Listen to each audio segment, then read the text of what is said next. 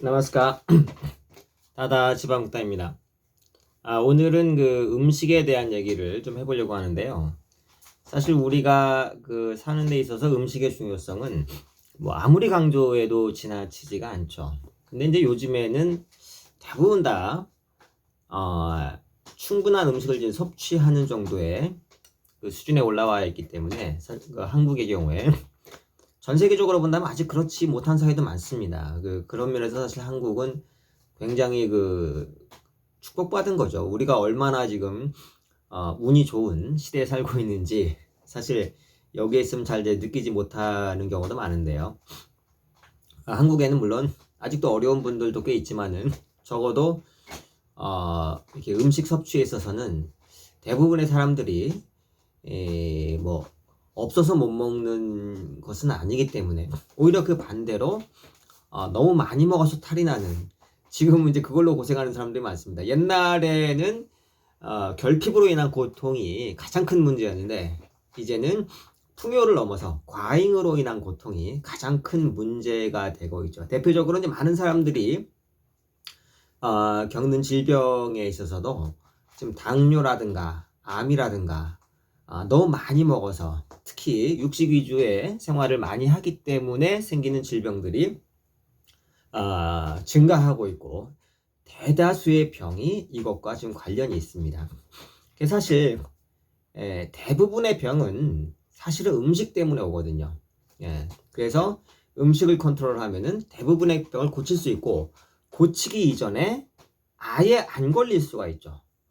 그래서 옛날에 그 서양 의학의 아버지라고 불리는 서양의 대표적인 의성인 그 히포크라테스도 음식으로 고치지 못하는 병은 어떤 약으로도 고칠 수 없다 라고 이렇게 음식의 중요성을 강조했습니다. 그러니까 고대 사회에서는 동서양을 막론하고 음식이 매우 중요하고 사실상 대부분의 병을 결정짓고 쾌유시킬 수 있다는 것을 이미 알고 있었죠. 근데 그것보다도 일단 사람들은 당장 먹는 거에 급급했기 때문에, 왜냐면 실제로 인류가 100만 년 이상의 진화 과정 동안에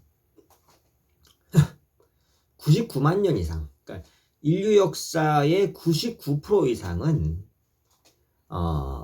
이거 뭐 당장 오늘 죽을지 내일 죽을지 모르는 그 생존 자체가 문제인 상황이었죠. 그러니까 그 대략 지금부터 10,000년 전에 신석기 혁명이 일어나면서 인류가 이제 그 농경 사회로 접어들게 되면서 그때부터 처음으로 이제는 굶어 죽지 않을 수 있겠구나.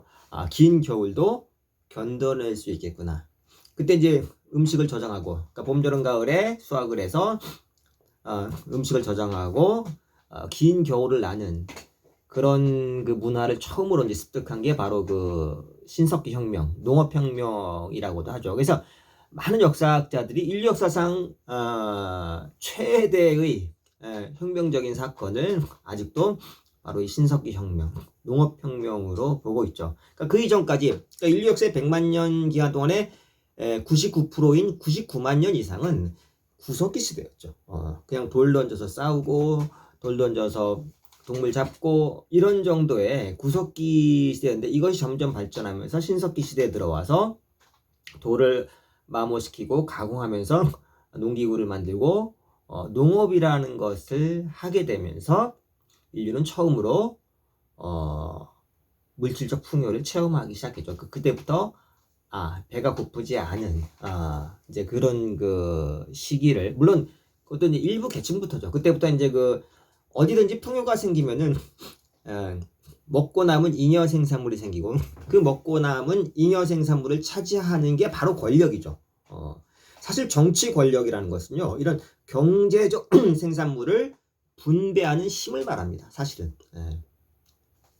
우리 사회에서도 뭐 진보냐 보수냐 이런 논쟁이 많이 있지만은 그 핵심은 결국 전체 국가가 생산한 전체 국내 총생산을 어느 쪽이 많이 가져가느냐, 유능하고 부유한 계층이 많이 가져가느냐, 다수의 그 서민층이 좀 더 많이 가져가느냐, 이게 사실 핵심이거든요. 그러니까 정치 권력이라는 것은 사실 경제적인 생산품을 분배하는 것과 밀접한 관련이 있는 것이죠. 그런 면에서 이 농업혁명은 최초로 그러니까 그 이전까지는 그냥 뭐 어떤 부족 생활을 하면서 보통 이제 구석기 시대는 대략 뭐 아마 수십 명에서 수백 명 정도 단위의 그런 부족 그 사회였고 국가라고 하기는 너무나 미미한 사회였고 그 집단적인 사냥과 채집을 통해서 획득한 생산품은 그냥 다 골고루 나눠 먹었기 때문에 골고루 나눠 먹었기 때문에 지배계층이 생길 여력이 없었어요. 물론 이제 그 대체적으로 이제 그 나이가 많은 분들이 거기서 이제 어떤 지혜를 발휘하고 리더십을 발휘하고 했지만은 그것이 지배복종 관계라고 보긴 어려웠죠. 근데 이제 인간이 농사를 짓게 되고 농사는 사실 점점 그 대규모화할 수밖에 없거든요. 왜냐하면은 개인이 그냥 농사를 하는 게 아니라 물을 땅과 물을 컨트롤해야 되기 때문에 저수지를 만들고 이럴 때는 뭐 수천 명 이상의 인력이 필요하기 때문에 이제 국가와 같은 조직이 서서히 이제 생기기 시작하는 거죠. 그래서 농업은 인류 역사의 형성과 굉장히 관련이 있고 뭐 꼭 그런 복잡한 얘기를 하기 전에 오늘은 이렇게 인간이 먹는 음식이 어떠한 우리에게 어떤 영향을 미치는가, 물론 이것이 이제 어떤 사회 경제적인 영향도 있지만 일단 우리 건강에 어떤 영향을 미치느냐, 이런 가장 구체적인 얘기부터 이제 시작을 하려고 하는데요. 음식을 크게 세 가지로 구분을 할 수가 있습니다. 우리 아난다 마르가의 그 철학에서는 음식을 이제 크게 세 가지로 분류를 하는데, 첫 번째가 사트빅한 음식, 두 번째가 라자식한 음식, 그 다음에 이제 타마식한 음식, 이렇게 나눠요. 요즘에 뭐 이제 채식이 조금씩 그 코로나 이후에 채식이 전 세계적으로 상당히 좀 이제 긍정적인 반응을 얻고 있죠. 왜냐하면 결국 코로나라는 것도 인간이 동물을 먹으면서 육식을 하면서 생긴 그 질병 중에 하나거든요. 원래 인간의 몸은 채식에 맞죠. 여러 가지 과학적인 근거들이 있는데 가장 많이 드는 게 이 치아 구조죠. 치아 구조. 치아 구조. 그래서 육식을 하는 그 동물들의 치아 구조는 이 송곳니가 많이 나와 있고, 그래서 이제 그 전문 용어로는 캐니언티스라고 하나요? 개와 캐니언이라는 개라는 말인데, 개의 이빨. 우리가 가장 쉽게 볼 수 있는 개들 보면은 우리가 보기엔 참 예쁘죠.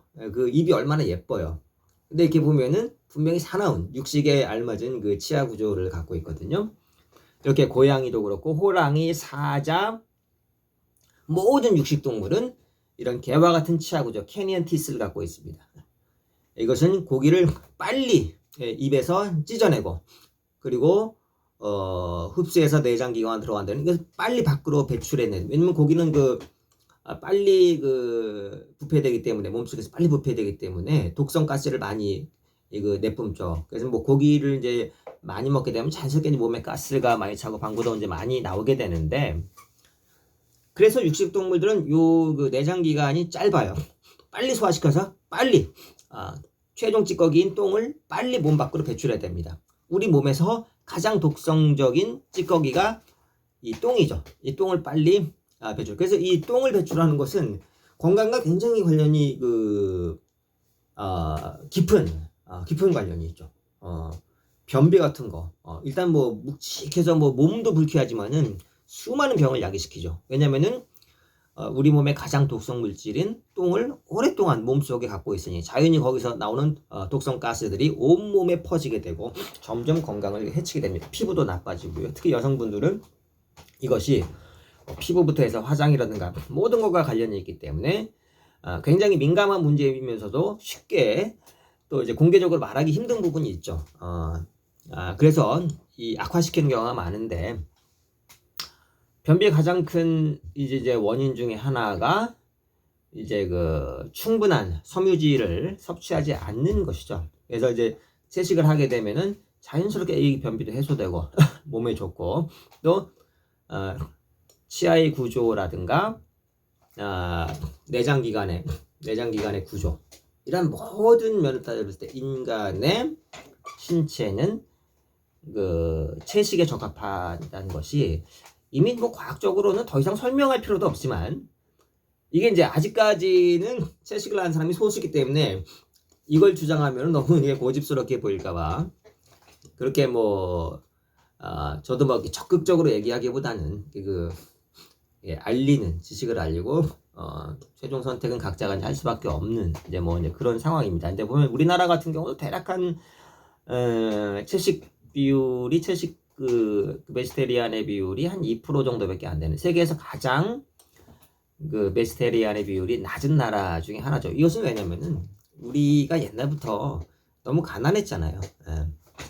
조선시대까지만 해도 고기를 먹는다는 것은 지배계층 양반이 아니고서는 일상적으로 먹는다는 것은 거의 불가능할 정도로 그렇게 고기가 귀한 음식이었고 약과 같이 했기 때문에 어쩌다 한번 먹는 그 음식이 이제 너무나 맛있으니까 지금은 거의 매일 매 끼니를 참 어떻게 보면 대한민국이라는 나라 대부분의 사람들이 매일 매 끼니를 고기를 먹게 되는 놀라운 시대에 살고 있습니다. 그러니까 좋고 나쁘고를 떠나서 이게 굉장히 놀라운 건 사실이에요. 왜냐면 대부분의 직장인들이 이렇게 뭐 점심시간에 식당을 가더라도 고기가 아예 없는 메뉴는 없어요. 저희 같은 출가 수행자들은 사실상 식당을 이용할 수 없는 게 어쩌다 급하게 도저히 점심을 해결할 곳이 없어서 식당을 가더라도 고기가 아예 없는 메뉴는 사실상 없기 때문에 하다못해 뭐 조미료에도 뭐 소고기 다시다 그래서 약간 다 들어가기 때문에 원칙적으로 저희는 그런 것을 먹을 수가 없기 때문에 일반 식당을 이용할 수가 없습니다. 사실상 그러니까 그 정도로 오늘 한국 사회는 너무 육식이 보편해 세계에서 가장 육식이 보편화된 나라 중에 하나입니다. 이제 우리가 이제 빈곤을 어느 정도 벗어나고 있는데 이제 오히려 건강을 위해서라도 이런 문화에서 좀 탈피할 필요가 있는 것이죠. 일반적인 얘기를 어느 정도 했고요.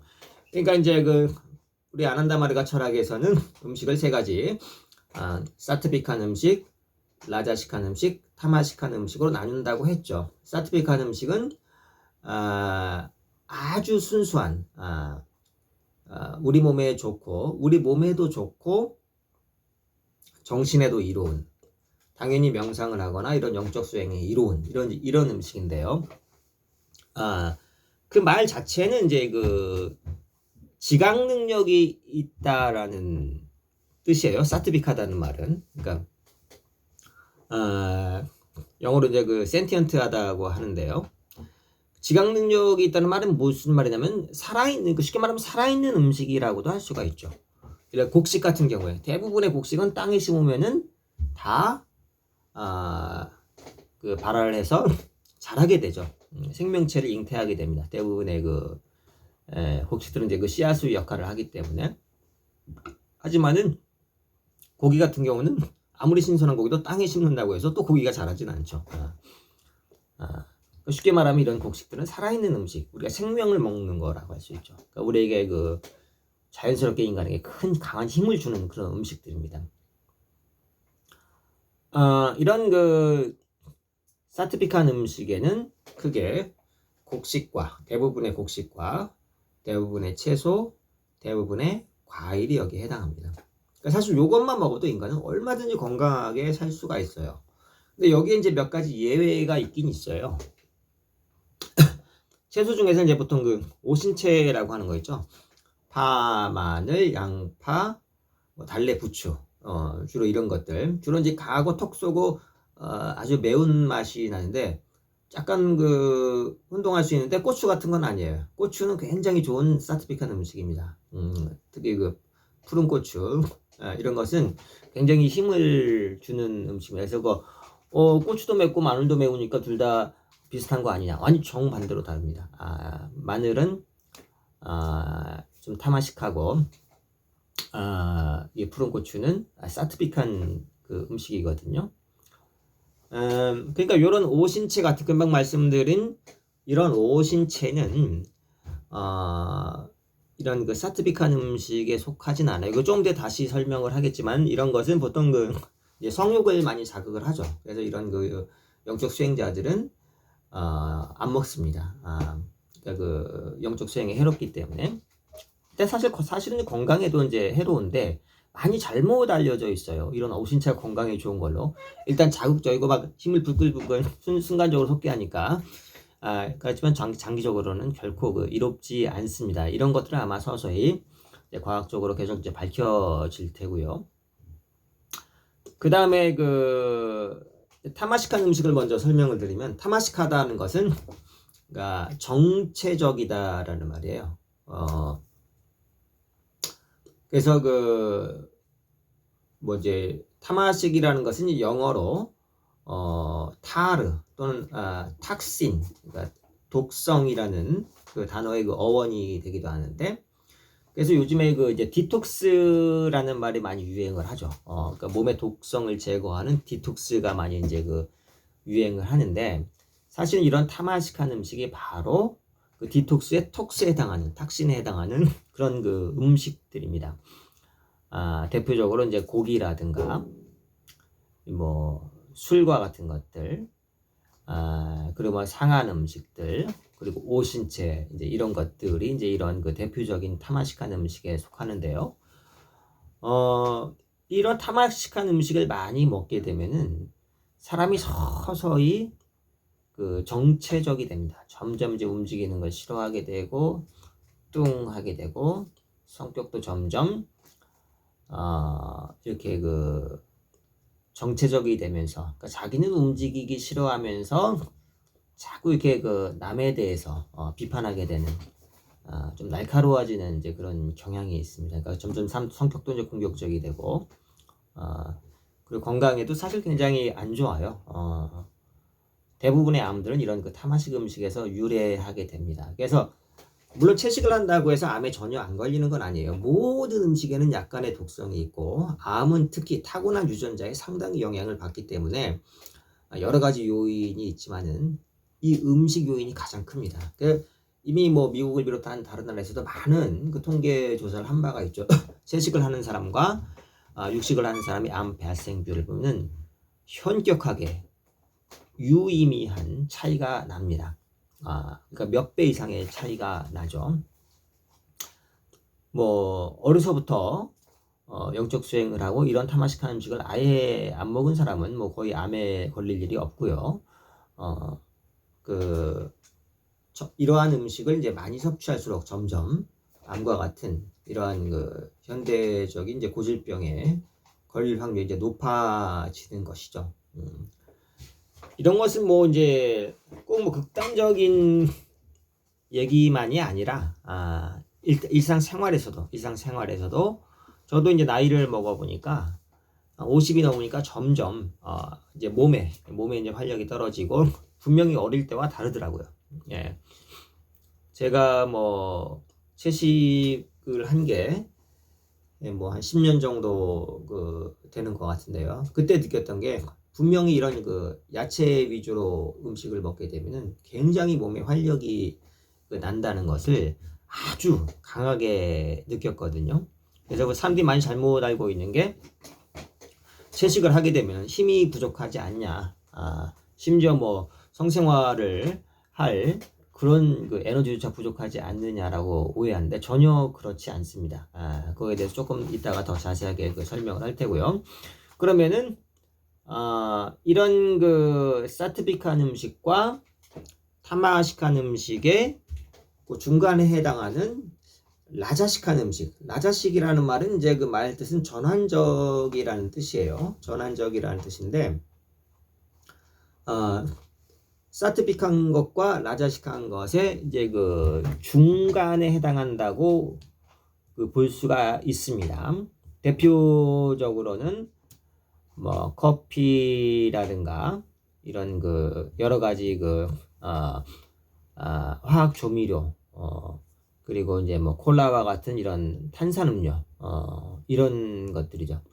이런 것은 뭐 일반적으로 크게 해롭진 않아요. 일반적으로 크게 해롭진 않지만은 많이 먹으면은 당연히 해가 될 수도 있고요. 저희 같은 출가 수행자들은 이런 라자식한 음식도 먹지 않는 게 원칙이지만, 우리 아난다마르가 일반 회원인 마르기들은 사트빅한 음식과 라자식한 음식까지 그 섭취가 가능하죠. 이것은 일상생활이나 영적 수행에 이제 크게 해가 되진 않습니다. 이제 가능하면 그 사트빅한 음식 위주로 먹는 게 좋고요. 제가 뭐 이게 동영상을 좀 이제 길게 찍으면은 또 끝까지 보시는 분들이 많지 않기 때문에 되도록이면은 이제 그 간단하게 이제 하려다 보니까 지금 자세한 설명을 하기는 어려운데요. 요 음식에 대한 그 자세한 설명을 하려고 해도 한 이제 보통 몇 시간에 걸친 몇 차례에 걸친 이제 강의가 필요하기 때문에 오늘은 그 대강적인 것만 하는데, 그 중에서 이제 제가 그 다다가 되고 나서 이제 많이 받는 질문 중에 하나가 뭐 다다는 뭐 결혼도 안 하고 그러는데 뭐 전혀 성욕 같은 걸 안 느끼느냐, 이제 그런 질문들을 덜어봤습니다. 사실 이제 인간적으로 그게 이제 궁금할 수도 있고요. 저도 다다가 되기 전에는 어떤 뭐 승려라든가 이런 출가 수행자들은 정말 그런가라고 생각했는데, 좀 전에 말한 것처럼 인간의 성욕도 사실은 대부분 다 음식에서 옵니다. 성욕의 80% 이상은 사실 음식에서 오거든요. 그러니까 이런 사트빅한 음식들은 거의 성욕을 자극하지 않기 때문에 우리 몸에서 이렇게 뭐 정액이나 이런 성적인 물질들을 거의 그 생성하지 않기 때문에 이런 사트빅한 음식 위주로 먹게 되면은 별로 이제 그런 그 욕구를 느끼지 못합니다. 이제 라자식한 음식 중에는 뭐 커피라든가 이런 것들은 인간의 성욕을 자극하는 부분이 있죠. 그래서 이제 이런 출가 수행자들은 이제 그런 커피 같은 것도 이제 안 마시게 되는데요. 근데 결혼한 사람들은 어느 정도의 성욕이 필요하죠. 자연스러운 성욕. 그러니까 우리 결혼한 마르게 일반 회원들은 이런 라자식한 음식까지 다 섭취하기 때문에 적당한 정도의 성욕이 있고 이런 건전한 부부 생활을 하기에 아주 충분합니다. 그리고 이제 우리는 이제 한 달에 보통 2번 정도의 그 단식을 하기 때문에 일반 그 마르기들의 경우에 그 한 달에 2번 정도 단식을 하게 되면 또 과도한 그 성적인 그 물질들의 생산을 좀 막아주는 효과가 있거든요. 그러니까 적당한 성욕이 유지가 되고 그 건전한 성생활을 할 수 있습니다. 당연히 일반적인 가정생활에서 이러한 것은 굉장히 그 중요한 요소죠. 성욕은 너무 강해도 안 되고 너무 없어도 안 되죠. 일반 그 결혼한 제가자들의 경우에는. 그래서 혹시 이제 그런 것들을 이제 궁금해 하시는 분들이 있어서 이것이 음식과 매우 중요한 연관이 있다는 것을 제가 지금 이제 말씀을 드리고요. 그래서 보면은 이러한 그 영적인 과학의 원리를 잘 모르는 이제 과거 다른 종교의 성직자들은 굉장히 이제 이런 걸로 고생을 많이 하기도 하죠. 그래서 이제 한국의 경우에는 이제 카톨릭 사제들이 상당히 전 세계적으로 깨끗한 성직자들로 정평이 나 있는데, 그럼에도 불구하고 카톨릭에서는 이런 그 음식에 대한 영적 과학의 원리가 잘 알려져 있지 않기 때문에 보통 뭐 카톨릭 신부들은 이렇게 뭐 술이나 고기 같은 거를 자유롭게 먹고 그것이 몸에서 어떤 효과를 일으키는지 아마 자세히 배운 적이 없을 거예요. 실제로 보면은 저도 예전에 뭐 카톨릭 성직자들이나 수조자들을 만나보면 실제로 그런 얘기를 많이 합니다. 성욕을 컨트롤하는 게 가장 어렵고 그걸로 인한 일탈이 상당히 많이 일어난다는 것을 솔직하게 이제 고백을 하기도 하고요. 또 불교 같은 경우는 어떻게 보면 상당히 어떻게 자유분방한 게 미덕으로 여겨지기도 해요. 예전에 성철 스님 같은 경우는 이런 뭐 꽉 짜인 틀을 뛰어넘는 초월하는 그런 면모를 많이 보여줬기 때문에, 근데 그것이 많은 착각이죠. 그러니까 그것은 이러한 그 일상적인 틀을 초월하는 거지 그 밑으로 추락하는 게 아니거든요. 그 일상적인 틀을 초월하는 것과 밑으로 추락하는 것은 평범한 것에서 벗어나기 때문에 어떨 땐 비슷하게 보여요. 초월한 성자와 이런 타락한 사람은 다 범상치 않은 것처럼 보일 때가 있어요. 근데 완전 극과 극이 비슷해 보이는 것일 뿐입니다.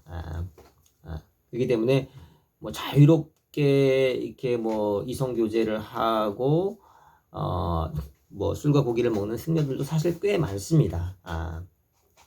저도 잘 알고 있고요. 물론 이제 종단에 따라서 뭐 결혼을 허용하기도 하고 안 하기도 하는데, 뭐 결혼을 허용한 종단은 뭐 결혼해서 뭐 부부간의 성생활을 하는 건 전혀 문제가 안 되죠. 그건 도덕적인 문제가 안 되죠. 하지만은 결혼을 허용하지 않는 비구 종단의 경우, 대표적 조계종 같은 경우에요. 거기에 속한 그 승려가 결혼을 하거나 성생활을 하는 것은 정당하지 못하고, 그래서 이제 그 아내를 숨겨놓는다 해서 이제 은처승이라고 하는 그런 것이 상당히 광범위하게 퍼져 있는 것이 그 비밀 아닌 비밀이죠. 또 당연히 그러다 보면은 뭐 자연스럽게 육식도 하게 되고 이러다 보니까 점점 영적 수행에서는 멀어지고 있는 것이 현실입니다. 그래서 이제 많은 그런 사례들을 보다 보니까 저와 같은 다다에게도 뭐 전혀 그런 성욕을 느끼지 않느냐라고 이렇게 질문을 하고 있는데, 사실 그거는 저도 처음에는 그게 좀 궁금해가지고 제가 다다대로 트레이닝 센터 갔을 때 뭐 정말 이거 뭐 그 성욕 때문에 고생하는 거 아니야라고 잠깐 생각을 한 적이 있었는데, 놀랍게도 가자마자 정말 성욕이 전혀 그 느껴지지 않는 경험을 했어요. 왜냐면 음식 자체가 사트빅한 음식, 우리 몸에서 거의 정액을 만들어내지 않는 그런 그 사트빅한 음식 위주로 만들기 때문에 성욕을 못 느끼고, 약간의 생성된 정액들은 우리 같은 그 아차리아들은 한 달에 4번 단식을 하기 때문에 그 약간 만들어진 정액조차도 자연스럽게 밖으로 그 배출이 됩니다. 보통 땀이나 눈물이나 소변이나 이런 것들로 약간의 정액들은 이제 다 배출하게 돼 있거든요. 그리고 사실은 남자의 몸에는 미세한 정액이 반드시 또 있어야 됩니다. 그것은 또 상당히 깊은 영적 원리가 있기 때문에 자세하게 설명드리기는 어렵지만은, 남자의 몸에 정액이 전혀 없으면 남자는 이 인간으로서 생존 자체가 불가능하기 때문에 아주 미세한 정액은 필요하고, 근데 그것이 실제로 성욕으로 느껴질 정도면은 상당량이 생성이 돼야죠. 상당량이 생성돼서 몸에 고였을 때 참지 못할 정도의 성욕을 느끼게 되고, 그것을 배출하기 위해서 이제 성생활을 하게 되는데, 그것이 당연히 건전한 뭐 부부간이라든가 혹은 뭐 이렇게 서로 살아가는 사이라면은 그런 것이 전혀 문제가 되지 않지만은, 쾌락 위주의 성생활을 하다 보면은 결국 몸과 정신이 모두 다 망가지는 경험을 이제 하게 되죠. 그것은 제가 굳이 여기서 자세하게 말씀드리지 않아도 이미 상식적으로 다 알고 있을 것입니다. 근데 상식적으로 알면서도 잘 실천하지 않게 되는 경우가 대부분인데, 그래서 제가 어떠한 길이 가장 현명하고 이제 옳은 길인지에 대해서 그 설명을 드리고자 이제 이런 그 영상을 이제 찍고 있는 것이죠. 기회가 되면 이러한 음식과 성욕의 관계, 음식과 수행의 관계에 대해서 좀 더 자세하게 추가적으로 그 말씀드릴 기회가 있을 것으로 보고요. 오늘은 너무도 길어지지 않도록 일단 여기서 말씀을 마치도록 하겠습니다. 감사합니다. 나마스카.